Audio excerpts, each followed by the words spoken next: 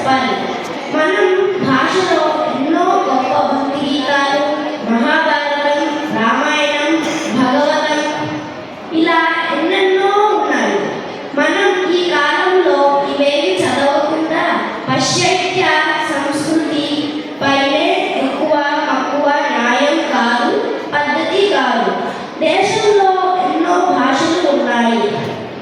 ఎవరి భాష వారు నేర్చుకొని అందులో ఉన్న తీపిని ఆస్వాదించగలిగితే వారు తప్పకుండా మాతృభాషలకు